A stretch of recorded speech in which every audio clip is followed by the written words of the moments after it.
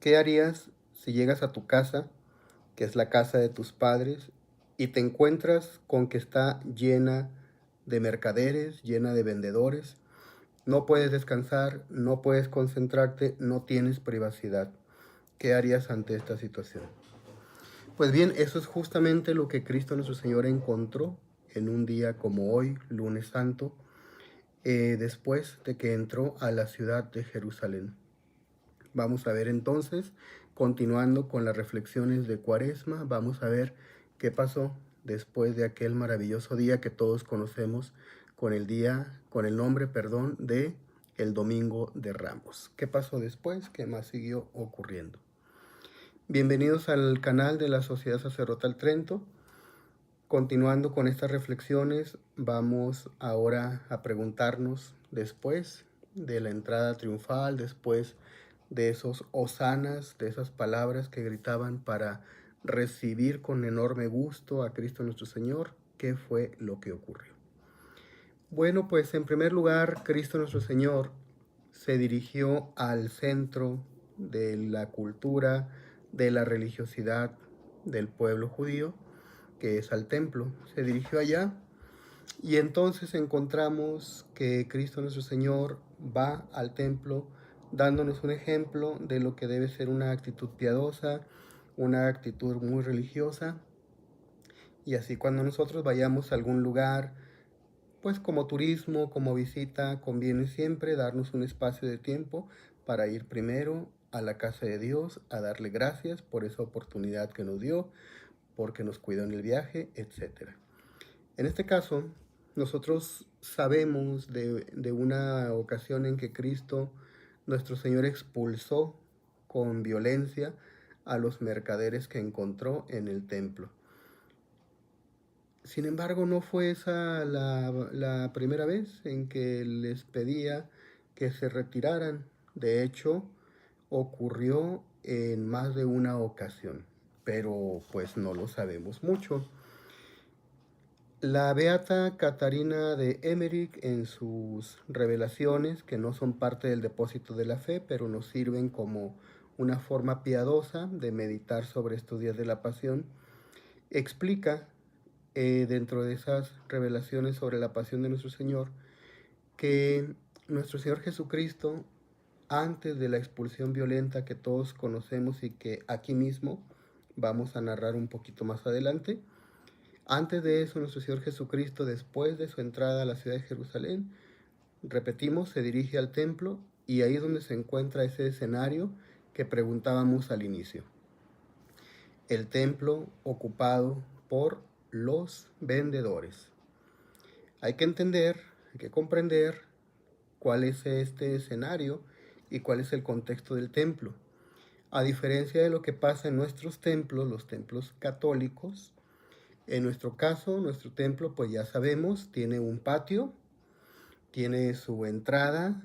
Cuando uno ingresa al templo, pues ya desde ahí encontramos con que hay una solemnidad, una seriedad, un silencio, pero en muchos de los casos, al menos en los templos tradicionales, hay como una especie de pared, como una barrerita, que nos sirve como una forma de antesala. Es muy pequeña. Después, ya sea por un lado, por el otro o por el centro mismo, nos podemos ingresar en lo que es la nave principal, la nave central o las naves laterales, que son los pasillos que hay entre las filas de bancas. Y al fondo está el altar principal, y en el altar, detrás de esa como barrera o pequeño barandal que se llama comulgatorio, es donde está lo que se llama el presbiterio o el espacio para que estén los presbíteros ejerciendo sus funciones. En el presbiterio, el altar, sobre el altar, el sagrario, y dentro del sagrario, nada más y nada menos que la presencia real de Cristo nuestro Señor en la Sagrada Eucaristía. El templo judío era una cosa muy diferente a esto. El templo judío, aunque tenía ciertas semejanzas, o las iglesias o templos cristianos, templos católicos, están construidos con ciertas semejanzas, sin embargo también había notables diferencias. Recordemos que el sacrificio para los judíos era sacrificio de animales.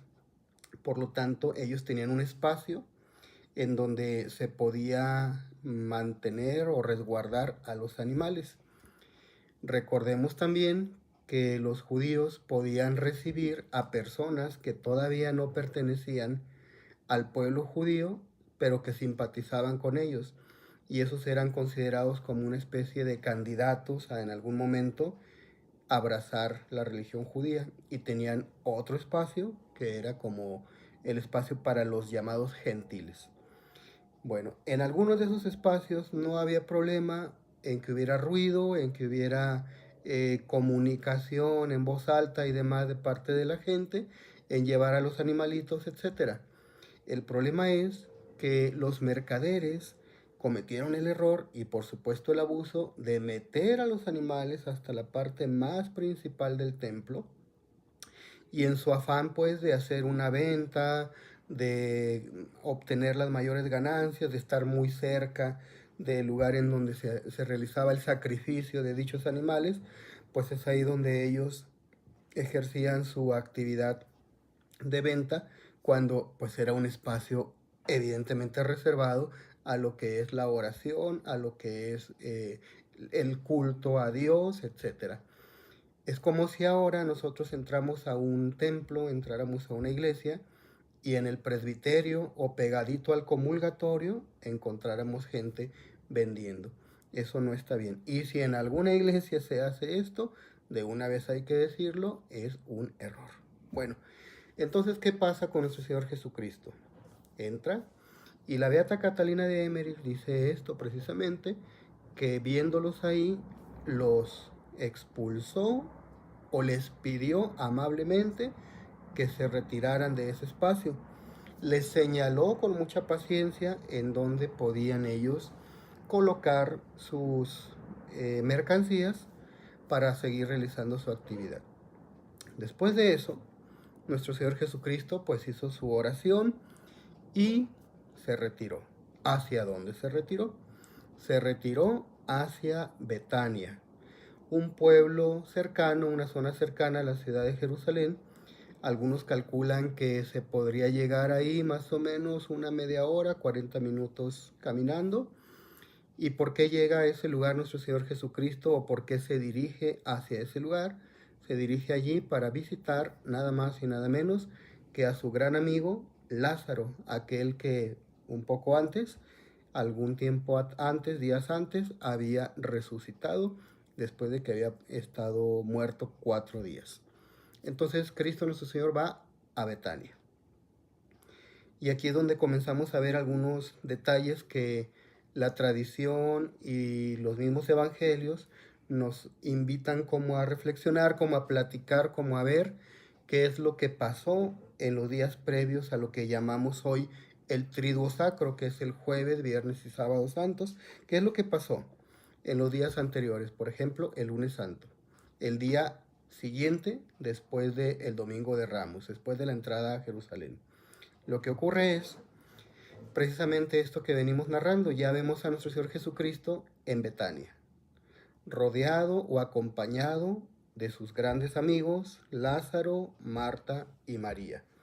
Están ahí conversando, compartiendo los alimentos, y entonces nuestro Señor Jesucristo, que no viajaba solo, como todos lo sabemos, que era siempre acompañado por sus discípulos, recibe un gesto de mucha devoción, de mucho amor por parte de una mujer.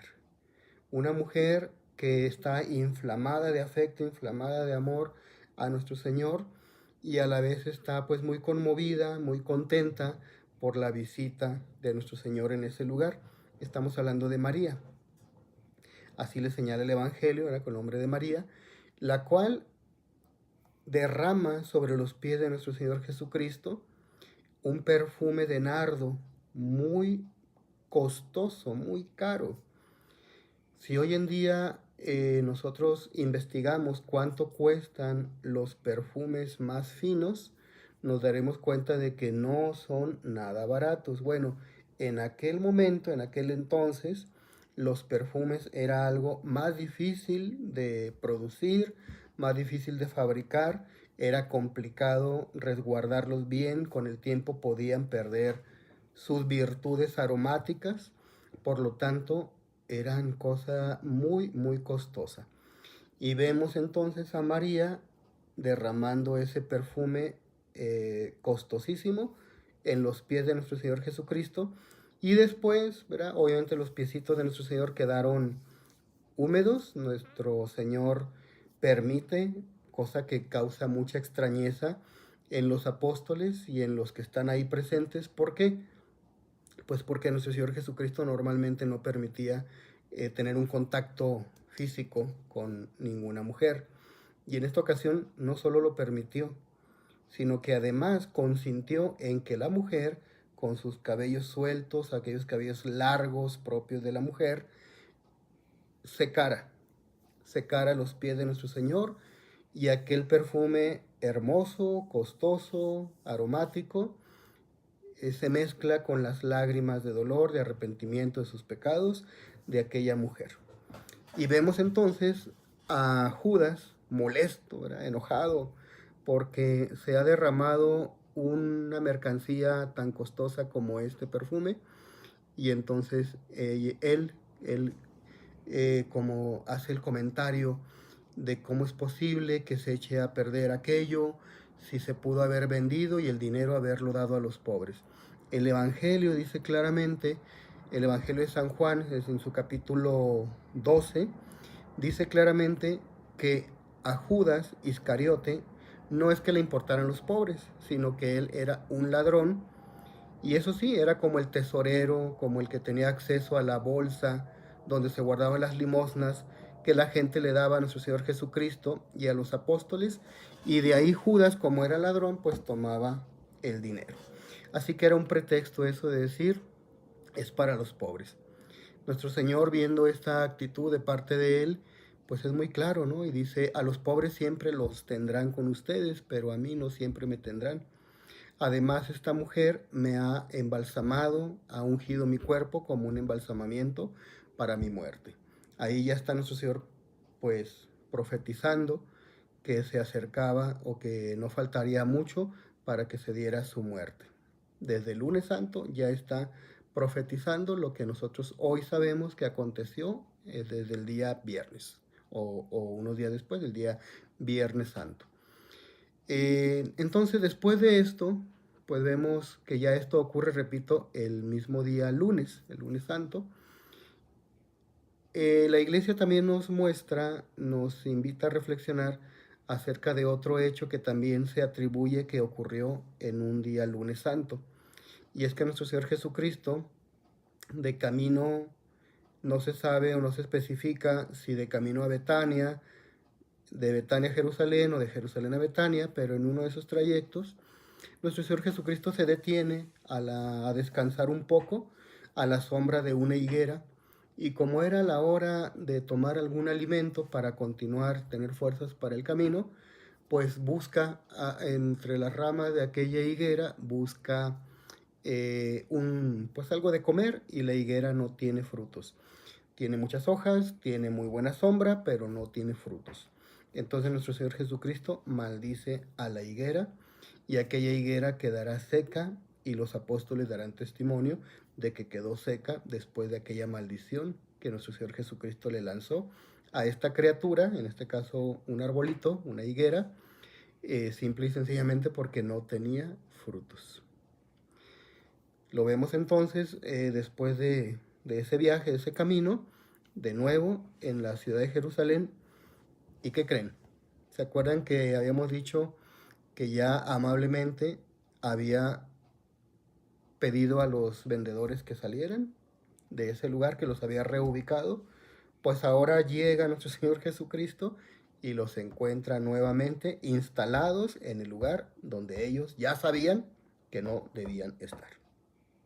Y es ahí, ahora sí, donde nuestro Señor Jesucristo, como nos narra el mismo Evangelio, teje él mismo con algunas cuerdas, teje unos látigos, y ahora sí, de una manera más firme, violenta incluso, los expulsa de ese lugar. Evidentemente esto generó una enorme y grandísima molestia, pero nuestro Señor Jesucristo no obró así, con esa actitud que algunos podrán llamar agresiva, desde el principio. Al principio fue paciente, fue tranquilo, explicó, fue caritativo, no hicieron caso, repitieron la mala acción, y es ahí donde nuestro Señor Jesucristo ahora sí los expulsa y los deja totalmente fuera del templo, fuera de ese espacio, de ese lugar donde ellos de manera abusiva habían estado vendiendo sus mercancías. Hasta aquí entonces, estimados seguidores, lo que la iglesia nos recuerda que ocurrió en un día como hoy, un día como lo es el lunes santo.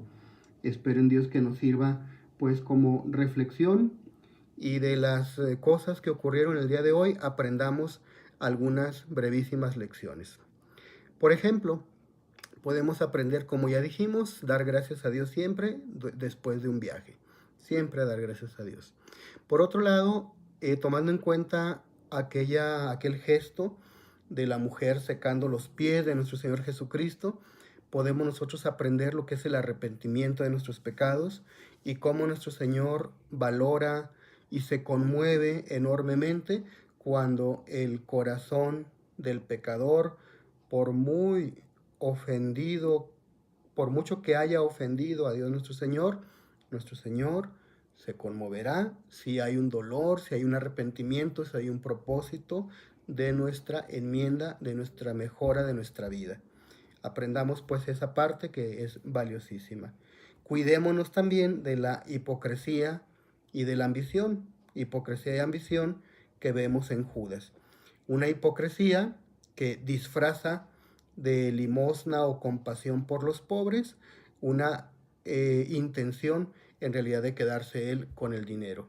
Ambición ahí demostrada en ese hecho de querer sacar dinero de la bolsa que pertenecía a los apóstoles. También aquí es muy interesante esa parte que dice nuestro Señor, que a los pobres siempre los tendréis con nosotros, con vosotros. Y nos ayuda a entender ese tema un tanto político, pero pues muy cierto, que muchas veces se toma como caballito de batalla o como pretexto a los pobres para justificar ciertas acciones pues que no son buenas, ciertas acciones que son malas. Se da mucho en la política, ¿verdad? Los políticos hablando de defender a los pobres, hablando de políticas en contra de la pobreza, etcétera, etcétera. Está muy bien, pero si no se busca realmente una ayuda, una mejora en la calidad de vida de las personas, sino solamente se trae a colación a los pobres, pues para justificar ciertas ideologías, para justificar ciertas formas de imposición política, pues estamos ante una actitud como la de Judas, una actitud traicionera, una actitud mentirosa, una actitud envidiosa. Así que mucho cuidado con eso. ¿Por qué dice nuestro Señor que siempre habrá pobres? Porque la pobreza no siempre depende simplemente de las cuestiones de necesidades económicas.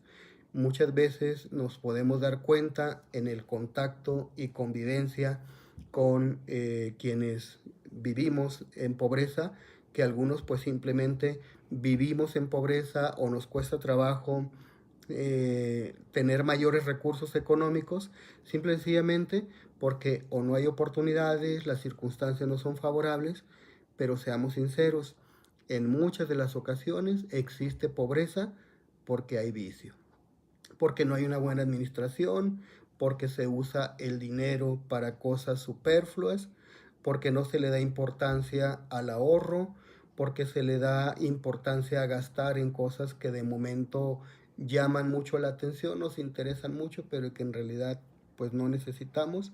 Y no pocas veces esa pobreza pues es como un resultado de algunos problemas psicológicos y a veces hasta psiquiátricos, que queremos llenar vacíos emocionales, vacíos psicológicos con alguna cosa material, y eso nos impide aprovechar de una mejor manera los bienes que Dios nos concede. Hay muchas otras circunstancias, obviamente no pretendemos agotarlo todo en ese punto, pero por eso, ¿verdad? No solamente es la falta de oportunidades, no solamente son las circunstancias adversas, son mucho más complejos los motivos y las razones por las cuales existe la pobreza. Por eso nuestro Señor dijo, a los pobres siempre los tendréis con vosotros, pero a mí no siempre me tendréis. Entonces, habrá que enfocarnos en servir a Dios lo mejor que podamos, levantarnos de nuestros pecados, de nuestras caídas, de nuestros tropiezos, lo más pronto que podamos, y no agarrar como pretexto pues cosas que pueden sonar muy bien, pero dejemos de lado lo que es más importante. Lo que es más importante es amar a Dios sobre todas las cosas, lo demás, todas las demás cosas buenas que podamos hacer en favor del prójimo, excelente, qué bueno que las hagamos, qué bueno que las realicemos. Y por último, aprender de aquella higuera que se veía bonita, que podía dar beneficios, como es la sombra, como es el follaje, pero no daba frutos. Ten cuidado entonces, tengamos cuidado, no vaya a ser que nosotros pues también, ¿verdad? Externamente nos veamos aparentemente bien, parezcamos ante los ojos de los demás como alguien espiritualmente muy sano, pero que no estamos dando frutos, no estamos sirviendo debidamente a Dios nuestro Señor. No estamos en el camino correcto para alcanzar la salvación de nuestra alma. Pidamos pues a Dios que nos permita reflexionar sobre algo de esto. Si algo de esto te sirve, si algo de esto crees que le pueda servir a los demás, compártelo, tómalo en cuenta para que tu alma se vaya encaminando a la salvación eterna y sobre todo estos días santos los podamos vivir de la mejor manera posible. Que Dios les bendiga y que pasen una muy, muy santa Semana Santa. Paz y bien.